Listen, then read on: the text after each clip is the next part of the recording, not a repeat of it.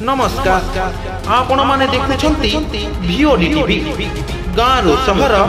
पल्ली दिल्ली विभिन्न राज्य सह देश विदेश आपण माननको स्वागत करूअछि भिओडी टीवी तरफरु मु सुशांत पाढ़ी मिशन ओडिशार दुसाहसिक कोस्टाल ट्रेकिंग सहरर नला पानी व होटेल आवर्जना जल एवं समुद्र प्रदूषित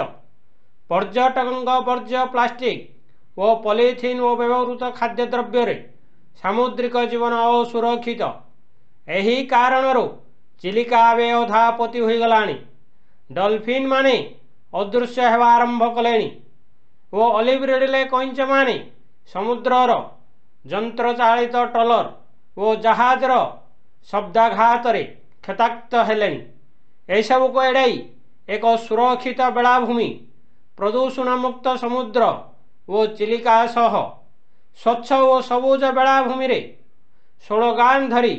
मिशन ओडिशार संपादक मधुसूदन मिश्र नेतृत्व रे स्वेच्छासेवी मित्र भानु नायक वो विपुल मलिक सांबादिक रमेश साहू प्रभृति को नहीं एक दल पूरी लाइट हाउस बेलाभूमि कूले कूले 48 किलोमीटर जाई सातपड़ारे पहुंची पहांती सकाळे पूरी लाइट हाउस ठारे राज्य क्रीड़ा वो युव सेवा विभाग अधिकारी हरेश मिश्र परिवेशविद भद्री मिश्र अंतर्जातीय बालुका शिल्पी मानस साहू प्रकृति बंधु भास्कर पुजारी मिशन ओडिशार केदारनाथ महापात्र वो शिवराम प्रधान समेत नेहरू युव केन्द्र जिला सूचना व लोक संपर्क विभाग एवं जिला क्रीड़ा विभाग अधिकारी माने उपस्थित रही एही कोस्टाल ट्रेकिंग दलर कार्यक्रम शुभारंभ करथिले। एही कार्यक्रम को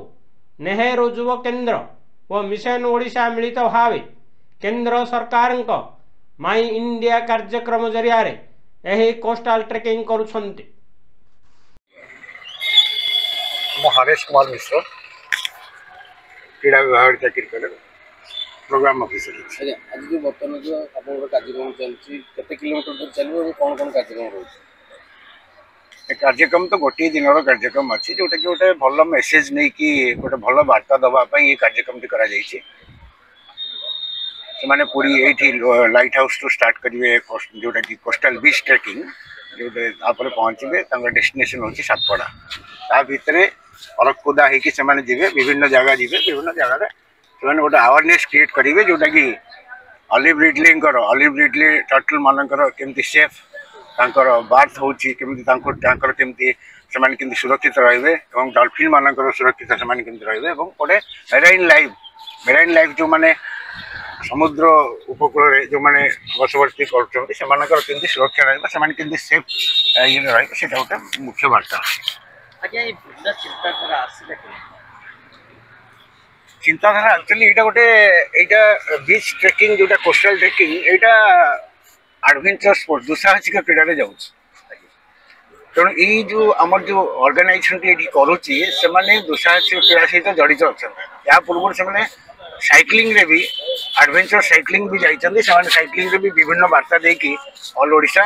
एवं ओडिशा बाहर को भी साइकिल यात्रा कर बद्री मिश्र उपदेष्टा मिशन ओडिशा आज गोटे माने गोटे जा कहते गोटे पवित्र दिन आमे समस्ते मधु मिश्र नेतृत्व में बाहरीचु सातपड़ा बाटर बहुत गाँ पड़ो गाँ मान को जीवु गाँ लोक मान सचेतन करूँ विद्यालय मान को जो विद्यालय पिला मान सचेतन करूँ जे समुद्र आमर माँ कारण आम उपकूलवर्ती अंचल मनीष जो मैंने समुद्र को आम नहीं बंचीजे से माँ आमको सुरक्षा देती जो दिन से उपरक आसीज संसार बुड़ीज आम बुड़ीज पूरी जिला बुड़ीज तेणु आम केवल समुद्र स्वच्छता केवल नुहे समुद्र जन्म नौथिबा ऑलिव रिडले अंडा दौथिबा से जो पिला मानक सुरक्षा ताको दायित्व आमर रास्तार दौड़ी जाउथिबा बाली रे कंकड़ा माने ताको सेमानको रक्षा करे आमर दायित्व प्लास्टिक जो अवस्था बैड ठोलाठू आरंभ कर प्लास्टिक डबा प्लास्टिक पॉलिथिन भासुची आम बालीगुआली ठारू बेलदल भितर अनेक थर ए ट्रेकिंग रे आम जाइछु आम देखुछु जो प्रकार भाव में भासुची आम हिसाब करुचु जे समुद्र मधुसूदन मिश्र मिशन ओडिशार संपादक। आज्ञा नेहरू युव केन्द्र और मिशन ओडिशा पक्षर जो पोस्टल ट्रैकिंग करा 48 किलोमीटर एक भारत श्रेष्ठ भारत जो कार्यक्रम करा जाउची सारा भारत वर्ष रे एवं स्वच्छता को लेकरी विशेष करी कार्यक्रम करा जाउची ताकू आधार करी आमे मिशन ओडिशा एवं नेहरू युव केन्द्र पक्षर जो कोस्टल ट्रेकिंग आमे आज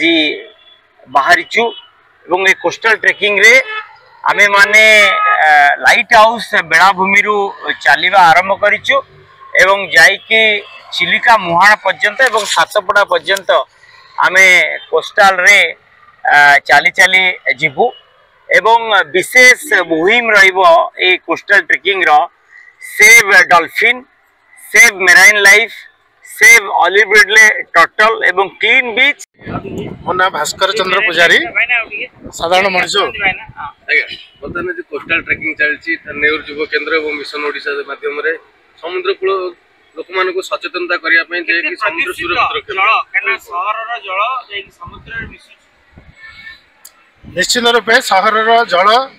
जो आवर्जना जल समुद्र जो मिशुची या समुद्र को प्रदूषित करुच्ची एवं समुद्र पानी रे जो जल जीव माने अछंदी सेमाने या द्वारा अफेक्टेड होचंदी। एई जो कार्यक्रम आज मधुबाई नेतृत्व रे करा जायछि कोनसी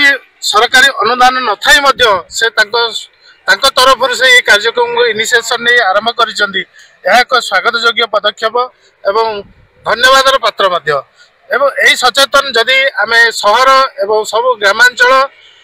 यही सचेतन को सृष्टि करा जिवो ताले लोक माने ट्रेकिंग यार जो कार्यक्रम ऊपर कोन कहबा आपण निश्चय कोस्टल ट्रेकिंग जो होउची ओटा महत उद्देश्य कारण प्रत्येक लोक सचेतन होवा दरकार हम समुद्र पई हम मेरीन लाइफ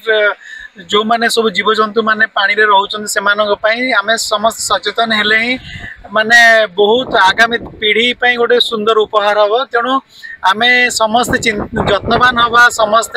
माने बीच क्लीनिंग सहित प्रत्येक लोक आमे जागरूक हेबा एवं लोक मानक सचेतन करवा एटा होची मुख्य उद्देश्य। जो माने ट्रेकिंग करिया पई जाउचंती से मानक अनेक अनेक शुभेच्छा एवं अभिनंदन कारण से माने स्वतःप्रत भाबे आसी कि लोक मानक सचेतन करचंती सेति पई बहुत बड़ा कथा कारण आजिकल समय नहीं क्या पाखे ये सब जिनस करने किंतु से माने आसिकी लोक मानक सचेतन कर निजर समय दौरान लोक मानक सचेतन कर